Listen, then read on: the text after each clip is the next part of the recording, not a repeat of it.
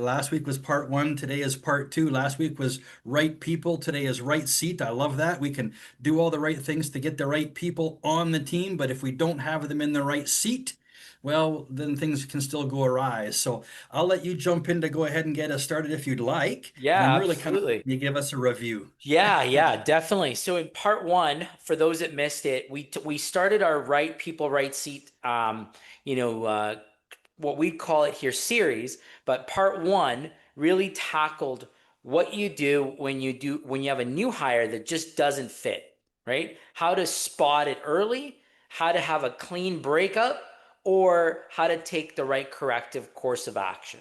So we covered that through part one.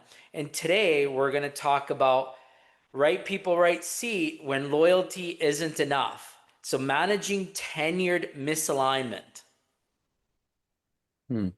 right? So this one Does gets a that come little from harder. does Oh, go that come ahead. from a place, Hector, of so say that tagline again. You said right seat, but managing tenured employees. Is that what you said? Yeah. So when loyalty isn't enough.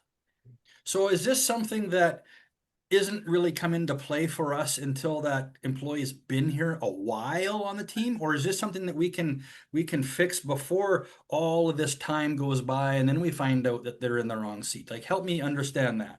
Yeah, no, so in part one was about that first year, misalignment, right? It talked about understanding how to spot those individuals that come into your organization 3 months. And we all talk about the 3 month probationary period.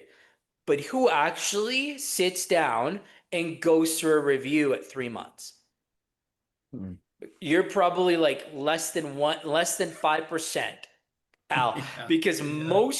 most organizations hire somebody, they give them the 3 month document and never tell them how they did.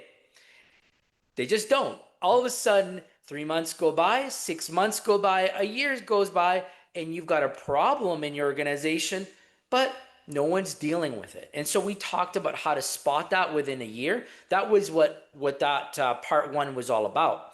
Part two gets into what I said earlier, like loyalty is just not enough. This means that this individual has been with you through your growth, through that progression, that 0 to $10 million business. They helped you scale it, but now it's not enough.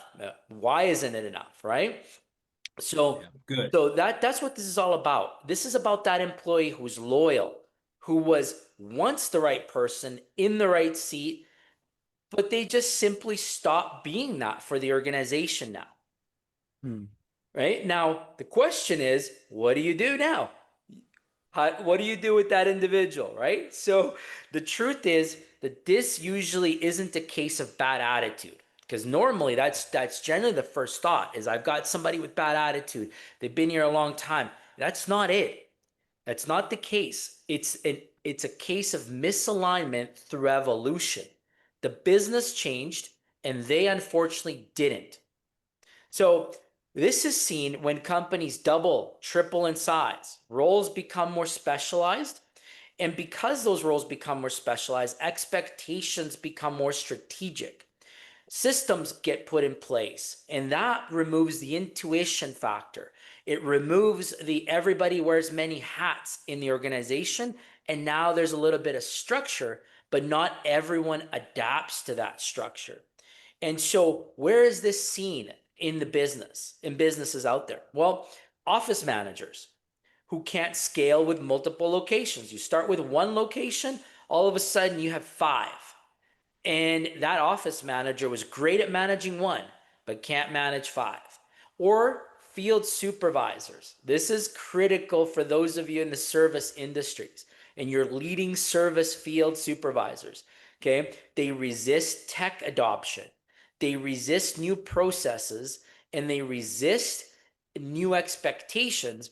And it's because they're legacy members. They've been there from the beginning. They have a startup mentality and they can't adapt to the mature business that it's becoming. So it's not that they won't change, right? It's that they just don't know how to change. So now we need to understand how do we evolve from that? How now that we know that they're not going to change, How do we see that? So before I get into the next steps of how to identifying it, Willie, can you think of a time when you had an employee that just outgrew or couldn't grow with your business there?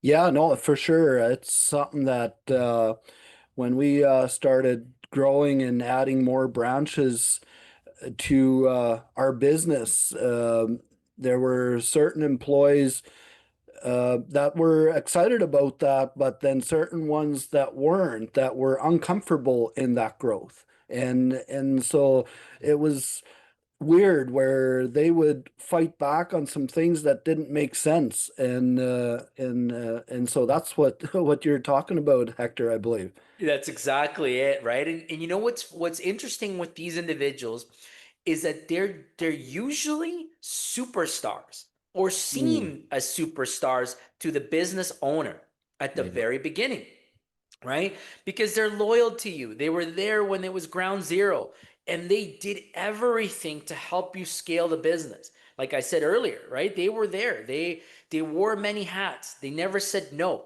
But now the business has changed and they are now old in their skill set and they can no longer adapt to it. So how to tell that you're dealing with misalignment, tenured misalignment. So as I said earlier, they resist process changes. They say things like, that's not how we've done it here before. Like who's heard that when you step into a job? Right? That's not how we've done it. And in some cases, you're probably still hearing that today, right? Um, they don't mentor or elevate others. They hoard knowledge instead of enabling others to grow, right? So they're protective of the information, and it's like a job security blanket for them. That's a way that you could spot those people in your teams today. Okay. Number three, that they know that their rollout grew them. So, they know now that the job needs strategic thinking, but they're still operating very technically, meaning that they just don't have that skill set. They still want to do things in field, hands on. They don't want to adapt to technology because they understand that once they do that, it could make it visible that they don't have that skill set anymore. Okay. And another reason to why this could happen in a business is that you've stopped giving them critical feedback. And why you do that is because you, as the owner or leader, believe you owe them something and you don't want that conflict. So, like what I see and hear many times to organizations that I've coached is like, oh man, that guy was here with me. He's loyal to me. Like, let's give him a pass. And whenever you give that person a pass, you start to create workarounds. You're like, oh, this person's just doesn't have this skill, but we're going to add that to these people because they do. And we're going to leave Bob over there in the corner and let Bob do what Bob does. Right? Who can relate to that in your organizations? Yeah. And so when that happens, you're just now moving that problem somewhere else. You're putting it to people that are actually wanting to grow, but you've got one person that won't. So you're doing all these workarounds. You're frustrating people around you, and worst off, you're not dealing with the elephant in the room, which is Bob. Bob's not growing, and Bob's not moving at the same pace. So, again, Willie, like I'd like to hear of your Bob story, and I can think of one that we had on the team, but I'm curious to know if you can think of who I'm thinking about. Mm, yeah. Yeah, no, I think of a few of them. And and and the thing was, once we pushed pretty hard on, okay, we need these processes in place and what in order to grow our business. And it was where some people were adapting to it, no big deal. It was no problem. But then the next person, it was no go, and we had to figure out what we're going to do. Yeah, yeah, and those were tough ones. And can you remember your feeling as a leader in how you managed those decisions, because you had to manage a decision whether you were going to replace them or you were going to coach them up, right? So how did you Yeah. deal with that? And that's the part where I made a huge mistake holding on to these people way too long. And it was where, yeah, early on, trying to work through it, and then eventually, and I can even remember holding on as long as a year or more, and just not making any headways. So that's where my advice now is, if you find that where you can't make headways with an employee, that's where you have to make a decision and figure out what the exit strategy is. That's exactly, which is a perfect segue into, now we're going to teach you four. So write these down. We're going to give you four ways and paths you could take on dealing with these people, okay? Depending on their willingness and your business needs. So it's all dependent on those two things. If your business needs requires it to be urgent, well, the path is pretty clear. You're going to have to take a path of removal and change. But if there's a willingness and the business can absorb some time and can absorb the opportunity to let the individual grow, these four strategic methods are going to help you be able to deal with those tenured individuals that are pushing back. So the first one is reset expectations and clarify the role for them. Why is this important? Because often these tenured team members are doing a role that no longer exists as it was originally defined to them. So they think they're doing their job, but they're not anymore. So you have to sit down with them and you have to clarify how this role has changed. So if someone's been with you for longer than 5 years and you haven't updated their accountability tasks, here's your opportunity to do so. Sit down with those people, review their day to day. Understand, how is their day spent? What tasks do they do daily? What tasks do they do weekly? What tasks do they do monthly? And are they aligned with what your business needs? Because if it's not, this is your perfect time to where you have that conversation and you say, Bob, hey, I appreciate you're working on all these things, but those tasks no longer live with your role. They now have moved on to Jim. What I need you to do is these KPIs. These are now your new task list. And this is the frequency and when I need you to do them. So, number one, again, is reset expectations, right? And clarifying the role. The key point in this is that you're not punishing the past. I want to be clear. You're not to make the employee feel bad about the past wins that they've had. You're clarifying the future for them. Okay.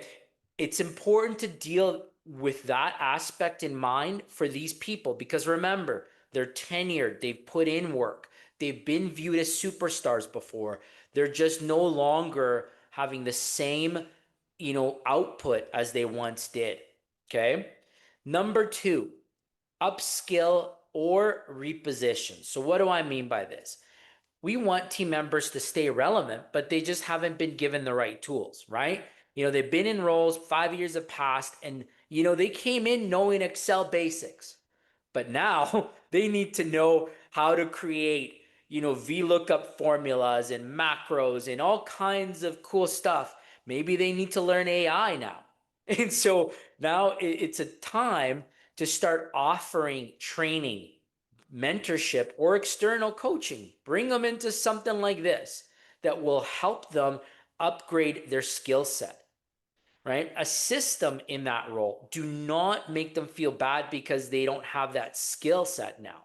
It's about ensuring that you're open and transparent about where they can go and upgrade their skill set. And so support them. Give them assignments that could be as support roles for new employees, as mentors in new hires. Remember that these people have cultural wins. They have a tie to the core values of the organization, so they could be very critically used in ensuring that new hires get that messaging. So put them into a mentor role, okay? And document all of these things so that they know what they're going to go out there and teach. Adjust them to be more of from a lead perspective to a specialist so that they don't feel like it's a demotion. Because naturally, what's going to happen is once you start to take lead type responsibilities away from them, they're going to feel like it's a demotion. So don't let that be the case. Adjust that and make them feel like they're just going to be mentors for these new people coming in. And the key for this to be effective is to set up timelines. In the first chapter of this series, we talked about a PIP. We talked about performance improvement plans that were 30, 60, 90 days. Similarly, can be applied to this.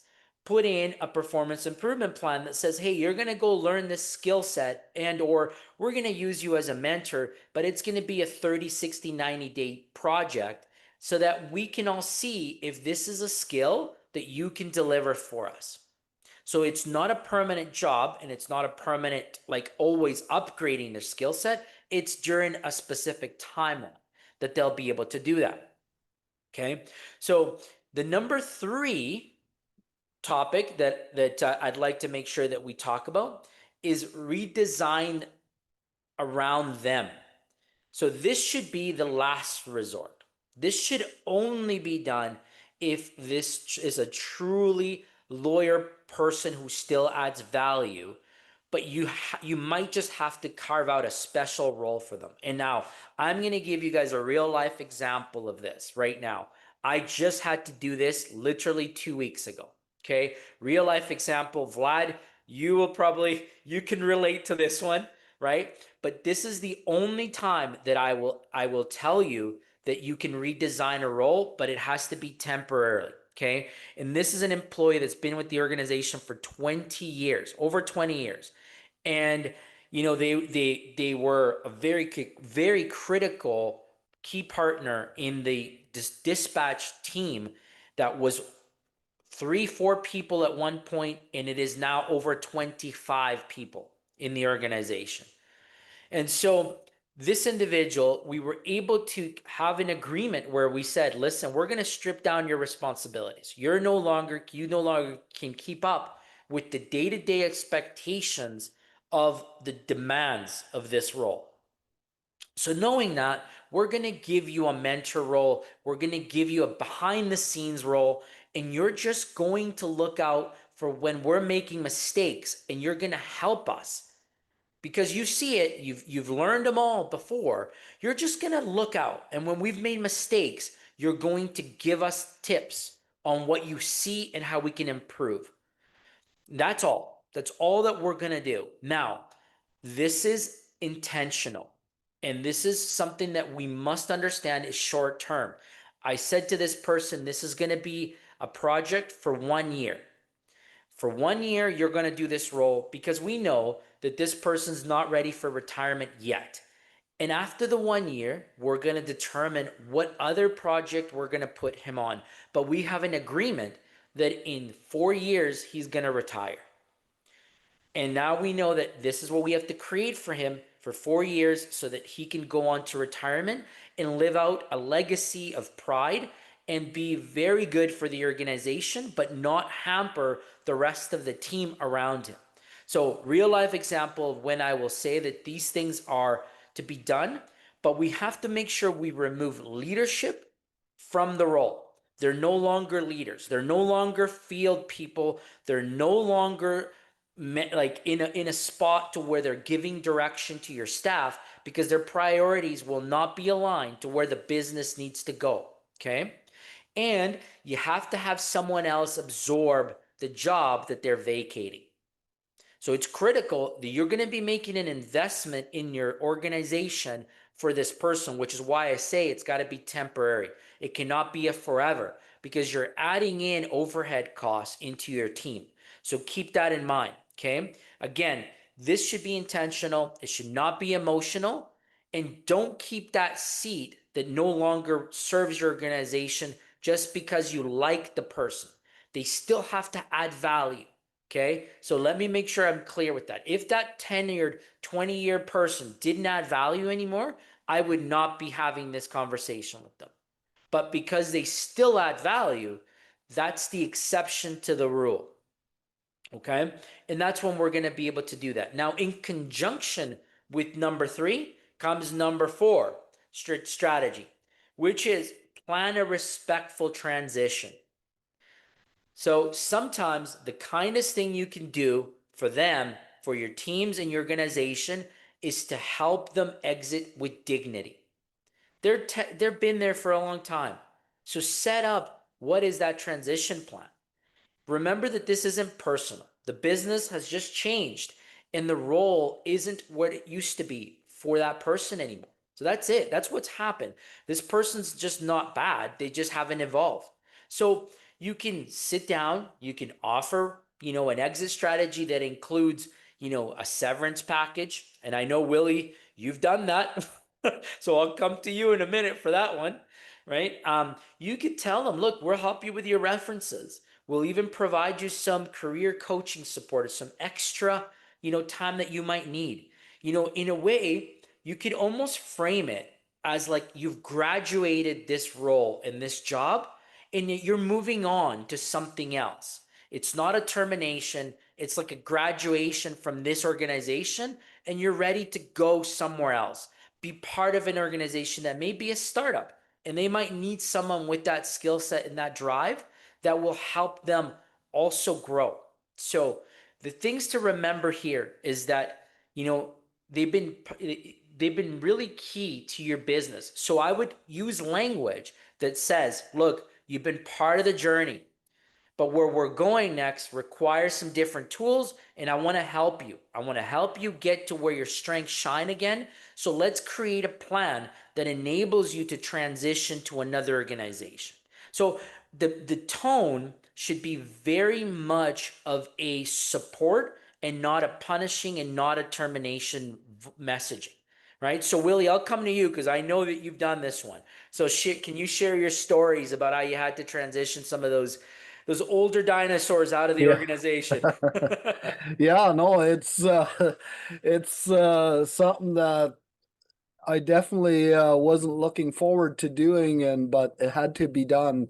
And the thing that I was thinking about sharing here was sometimes we look at, oh man, or like uh, I ended up paying out like $50,000 per person, that the two people that I'm thinking about when I Mhm. had to do that.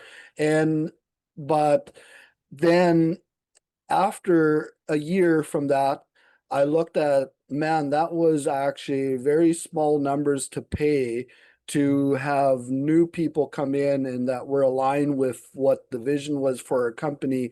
And we grew so much quicker after we had actually got rid of some bottleneck uh, stuff that we couldn't get past before.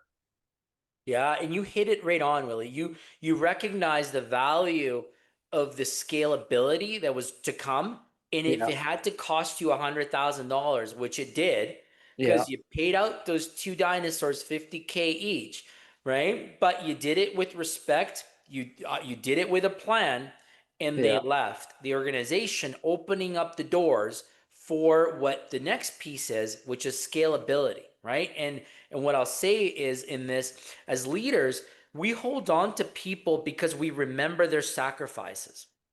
We've all been in leadership positions and we say, man, that person did so much. They put in the long hours. They were here for the chaos. They were here for the startup days.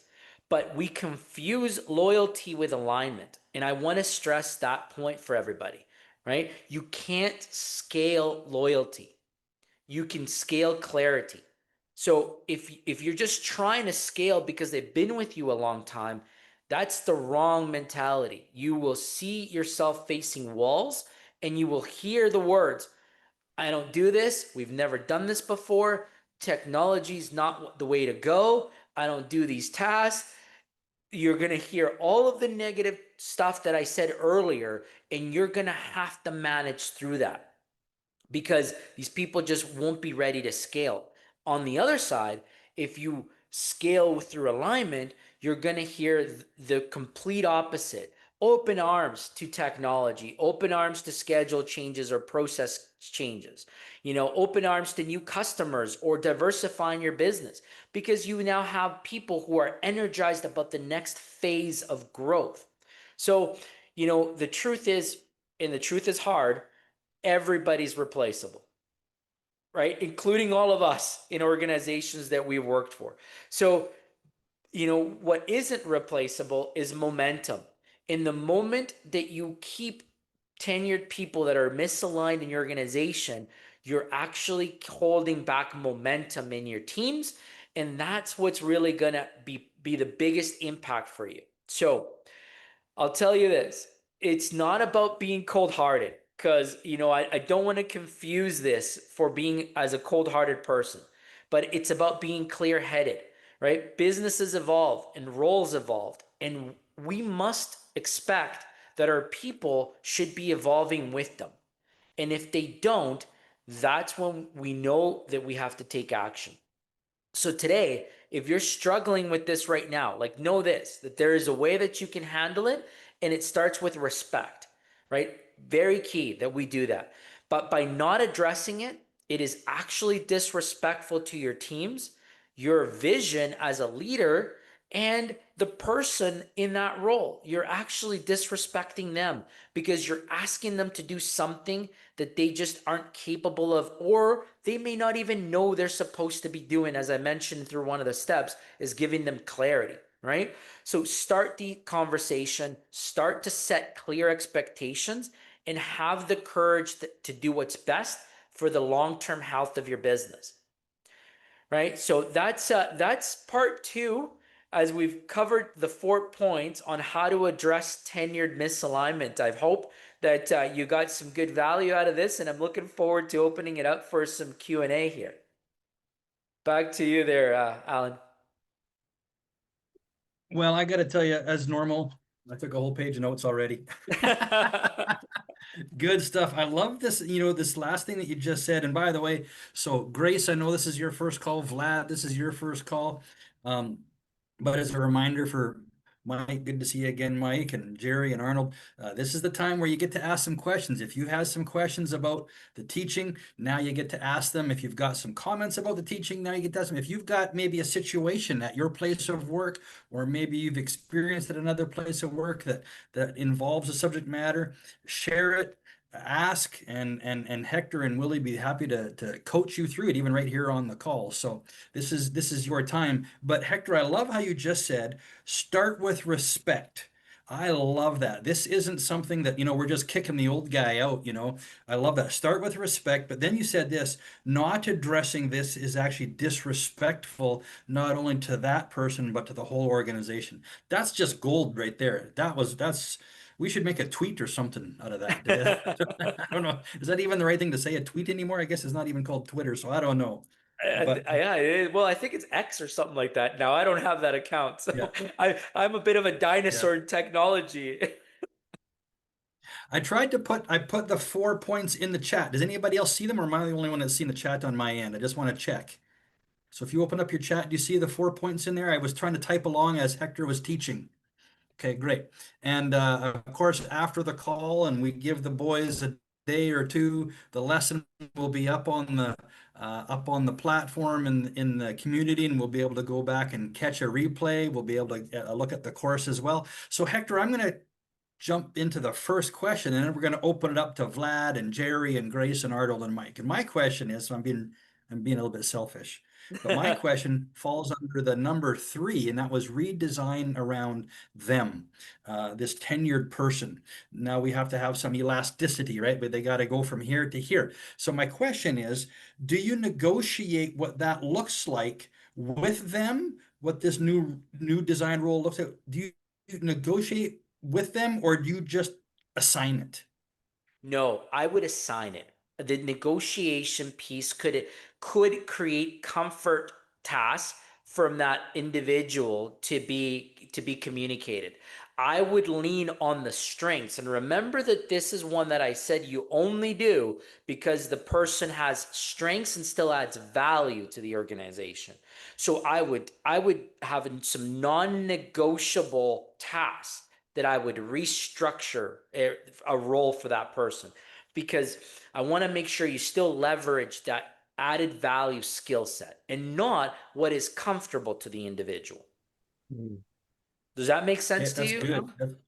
That's really great. Yeah, I know, Vlad, I think that you're kind of in that role, that ops role in your organization. This lesson might be very, very applicable for you. Grace, I think, Yes. hearing a little bit about your position, this might be very, very applicable for you. Mike and Arnold and Jerry, I'm not so sure, but hey, we'd love to hear from you. What questions do you have? What comments do you have for either Willie or Hector? Who Yeah, was Yeah, I that? have a question about those like experienced people in the team. Quite often, there is a person in a team that not refusing to changes, still doing and capable to do work, but with experience, that person starts to questioning pretty much everything. Mm-hmm. For example, starting from how owner spending his own money, or like which department should be doing those tasks. So person is not refusing to do a job and not refusing to changes, but that questioning thing, it creates like really unhealthy and kind of toxic environment. Other team members start discussing that thing and thinking, oh, maybe it's really not our job. Maybe we're doing maybe he's right, maybe not. It creates a lot of noise and creates a lot of stress. So the question is how to handle that. And the second part of the question is how to find a good balance between kind of communicating changes and expectations, and just telling them like, hey, here is your role, that what needs to be done. So because I understand that once you start over explaining why it needs to be done, it creates more room for those unnecessary conversation, and again questioning back and forth, like, oh, maybe it's not right, maybe that's how it needs to be done, which is not exactly what people need to do in particular positions, right? Absolutely, absolutely. Willie, Great do question. you want to Thanks. take this one, or you want me to handle it? Yeah, go ahead, Hector. I think you Okay, all should right. both tackle it. I think you should Yeah, both chime in on it. here's the way that I see this one, and this is one that I think will help manage this going forward as you're getting the questions, the why. So I've been in the very specific roles where I've had privy to information about what the owner is spending, because I get to see the P&Ls, right? And in most small to medium sized businesses, the owner will spend on business expenses that employees may view as questionable, right? Oh, brand new truck, as an example, right? Sure, Yeah, the company needs a company truck, but does the owner need to drive a $200,000 truck? Probably not, but he or she does, because it's an expense that could be applied to the business, right? Now, as an employee, seasoned and tenured employees see that type of activity and they're like, oh, we don't have money for raises, but you have money to go and buy a $200,000 truck, right? exactly, That's where these comments come from. So, what I would say, and I would address this to the team, is that I would communicate the fact that business expenses, all of us have to be accountable for delivering our results in under our divisions. The owner is responsible for ensuring that we all get our paychecks. How that owner spends their money is not important to us as employees, as long as we're getting our paychecks and that we're getting an opportunity to grow within the organization. Now, misspending of company funds when they're stopping the organization to grow and provide rewards like bonuses and other type of growth activities, that's a different story. There you have a problem with the owner who's mismanaging funds, and the employee who may be right, may be coming from a point of concern about spend, is just vocalizing their concerns. So my back to all this is to say, find out where it's coming from. Is this because the employee is concerned that the organization is in financial chaos and therefore they feel empowered to try to make change of financial misspend, or are they just being nosy? And so if it's the latter, they're just being nosy and they're getting their noses into stuff they shouldn't be, then is that a core value fit for me? Right? That just becomes like this person doesn't really know their role in the organization.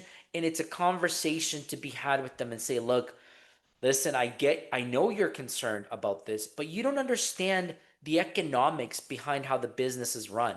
That $200,000 lease, because it could be a lease, it doesn't mean that it got purchased, right? And if it's a lease, it can now be expensed to the business, which is a tax like relief. It's a tax credit.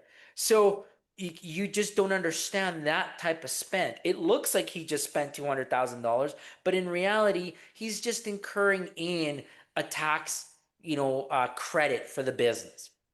So explaining it as much as you probably need to, if the employee is coming at it from a place that is good. If it's coming from a place that is bad, Vlad, I would say, look, you got a core value non-fit, and I would start talking about a performance improvement plan around the disturbance that it's causing in the workplace. Okay, thank you so much. Would you have and I don't know if I'm putting you on the spot, but would Hector, either you or Willie, have a short, and then we're going to get to Grace's question, a short example of how you would actually, what words you would actually say to that person who's expresses it? Like, how do you, without, I guess you got to have some tact and diplomacy. Sometimes I'm not Yes. very good at tact and diplomacy. Yeah. What are some words that you would actually maybe give as an example for Vlad? Yeah, for me, I would say, look, let's just say that, Bob again, right? I like Bob because it's a generic name. So, Bob, I understand that you've been going around the office and you have concerns with some of the, the way that the owner, Willie, is spending, the company funds. Like, I know you're telling people about the big parties and the trucks and everything else that he's spending. Help me understand why you have this concern. Let them answer it for you. Okay, Bob says to me, well, I just don't feel like it sits right with me when nobody here's getting raises for a year and he's doing that. You're right, Bob. I agree with you. It has a look that does not sit well with a lot of people. But let me help explain something to you. That truck and all those business fancy parties that you see Willie going to, they're all company tax credits. And so that's what this is all about. So in essence, what Willie's doing is he's trying to drum up credibility for the business. And by taking clients out and by showing that the company can afford that nice truck, it's buying trust to our customers and to our brand. So, I would ask them again, has your paycheck ever been late? No. Okay. Well, then let's focus on what we need to focus on, Bob. And that is, doing XYZ, whatever their job is, right? Like go dispatch or go ensure your customers are taken care of, or go sell, go do this. Like go take it back to what's their role and what they should be focused on. Forget what Willie's spending his money on until the time comes when your check bounces or you can't get paid, then we got something to worry about. Okay. Otherwise, like if this continues, Bob, you and I are going to have a very separate conversation, and it's going to be around improvement in the workplace. Wow. So that's how I would do it. Like just off the cuff, Beautiful. Yep. and That how helps. I would address it. Yep, that helps. And way to tackle all those company tax benefits, Willie. Helicopter, airplane, Corvette, new electric truck. Oh my goodness. Anything to chime in, Willie, on that, or should we just go straight to Grace's question? Yeah, no, I think Hector did a really good job answering that, and that's and that I was thinking the next piece is if they can't get off of that where they can focus on their role, well, then yeah, it's to the next step how they're not aligned in the business. Mhm. Yeah, I appreciate that actual example. So that was really great. Grace, you're up. What's your question? Yeah, my question is more on about the identifying the misalignment. So when and where do you think is the best time and the best medium to check the alignment? Is it tied up to the one-on-ones, performance reviews, and how frequently you should be checking that if the employee is still aligned Good, to what the good company's question. Great yeah. question. Great question. So I want to go take it back to the signs, okay? And remember that these are when you start hearing resistance of change. That's sign number one. You don't have to wait to a one-with-one or a quarterly Mhm. conversation to start to identify that. That's just resistance to change overall, resistance to Okay. process, resistance to tech, resistance to new services, right? Resist Mm-hmm. to a new department.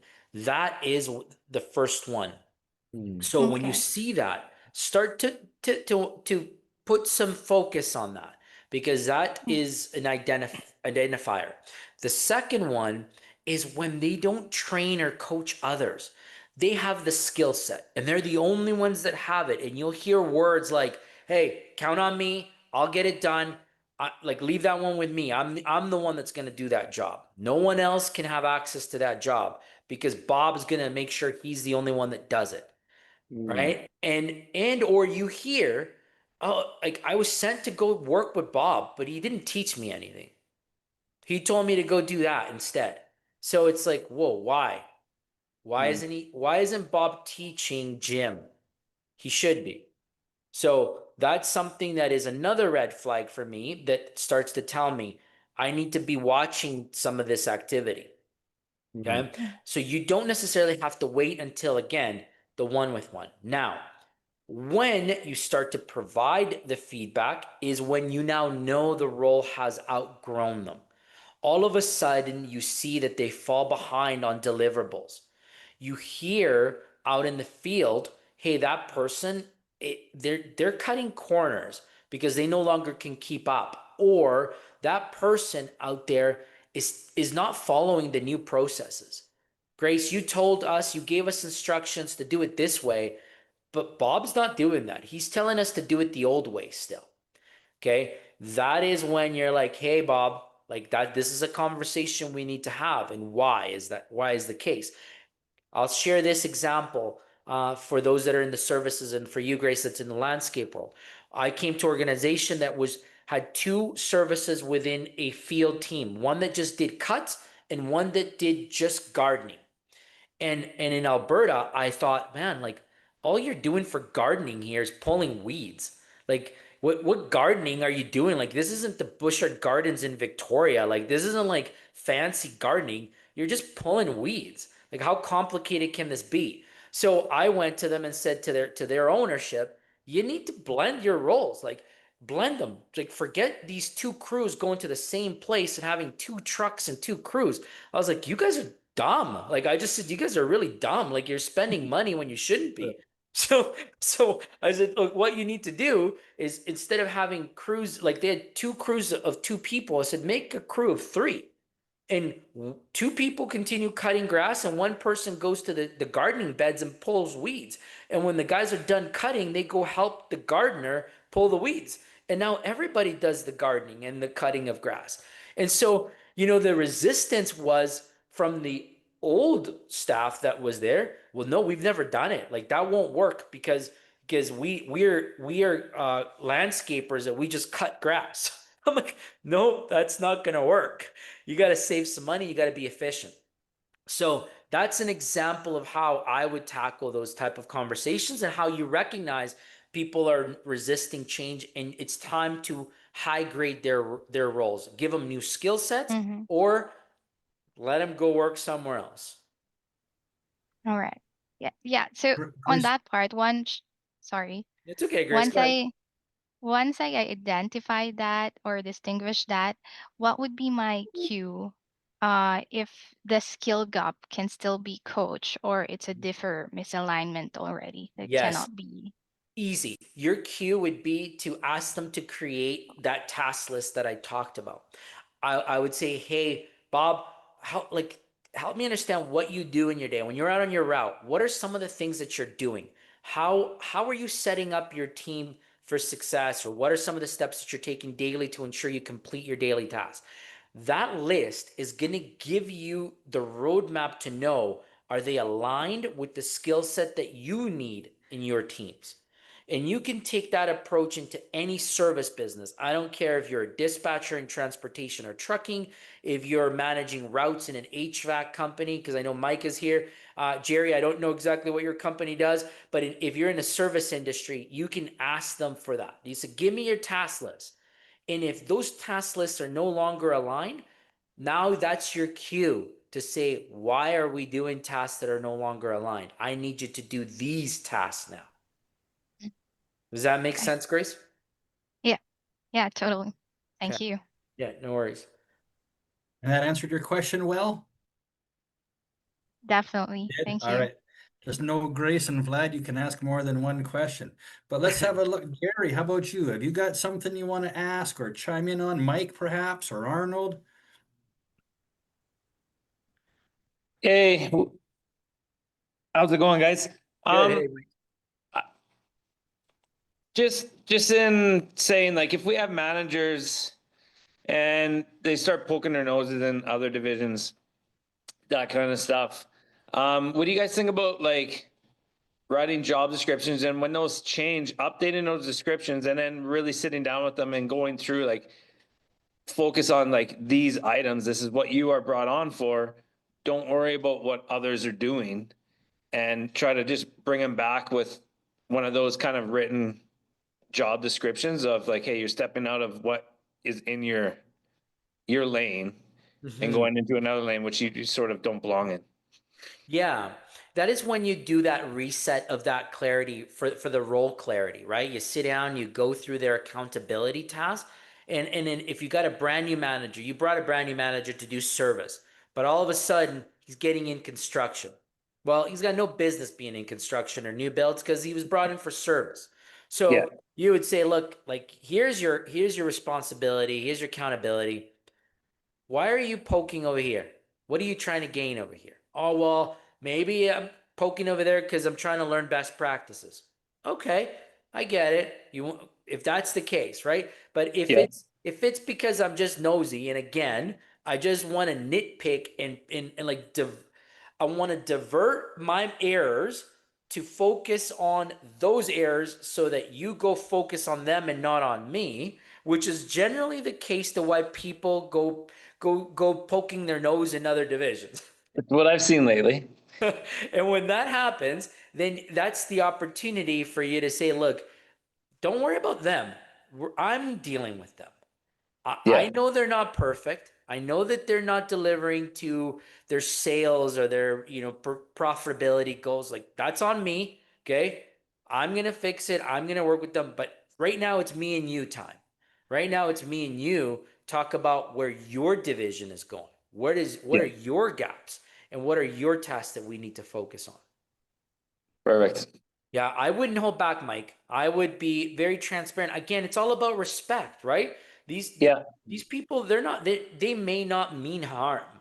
They just are trying to save their jobs or, take the heat away from them. So do it with Yeah. respect and be able to say to them, look, I'm here to support you. I'm here to help you deliver to your goals, but I can't do that if you're not focused on this. Yeah. Like That makes sense. that's how I would deliver it to them. I'm like, let's work together. I want you to focus on A, B, forget C. C is for over there. But Yeah. just do A, B, and you'll be fine. Okay. Perfect. And just a little bit to add there, where I've seen it where before Hector was with my company where we had a weak leadership team, and so those issues were happening all the time, and so they don't trust your leadership team. So it's super important to be that your people underneath you trust that you will take care of it, so they don't have to. Perfect. Yes, that's true. Willie, you hit one that is so key. 100%. That's why I said start with respect and find out where it's coming from, because it could very well be that that person may have a willingness to try to fix something because they don't believe or trust the leadership team is going to fix it. Yeah. So That's very good. good. Thanks, guys. Yeah, those potentially uncomfortable conversations are crucial conversations, and they got to start with respect. I love that. Yeah. Well, gosh, we are down into the dying minutes, the last 2 minutes. I can't believe how much fun we must be having, at least me, because this goes by so fast. It's the fastest hour of my day today. But Jerry, anything from you, even if it's just a parting thought, or Arnold from you? No, nothing in particular. Just here to learn, I guess. yeah, is there anything that you could Just take away soaking it here? up. What's one takeaway that you've learned here, Jerry, today? Oh, there's a lot. I don't know how to sum it up into one. No, I guess Start with respect. yeah, start with respect. There we go. That's the one. There you go. Love it. Love it. Trying to Good help you stuff. out there. Yeah. So the challenge will be, guys, for next week when we meet, and we'll have a new topic to discuss next week as we do new series. But I'd like to make sure that we start next week a bit of a reverse. I'm going to challenge the team to give us an opportunity to share your one takeaway from this series. And so if you didn't hear both meetings and you're part of the community, go back, watch the Zoom recording of the recording for the first meeting, and of course you were here for this one, so you'll be able to share with us what's the one takeaway from the series that you learned the most from that. The reason why we asked this is because it's going to help us continue to tailor our content and give you the right tools for the future. So if we could help us with that, that'd be great. And then Willie and I will announce what next week's topic will be throughout the week. Oh, you just answered my next question. I was going to say, do you have at least a cliffhanger, a teaser? Oh, I got some coming for next you. week? But if Yeah, not, then we got to wait for the email. No, I've got one for you. It surrounds the questions to ask in an interview, and I'll leave it there. Good. That's a The needed right lesson for questions sure. to ask. So we've all got some homework assignment to do. If you didn't catch last week, that's me. I'm going to go back and watch the replay, and then we've got this session come back next week. We're going to start the call with everybody sharing one takeaway from the two-part series. Yes, Yeah. that's what you want us to do, Hector. Yeah, got it. Yes, yeah, and yeah, absolutely. Thanks, Alan. And why you might be thinking like interview questions. Let me share something with you all.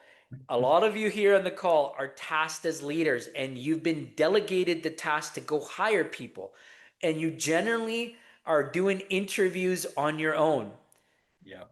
Are your questions selecting the right answers that are going to help you identify the right fit?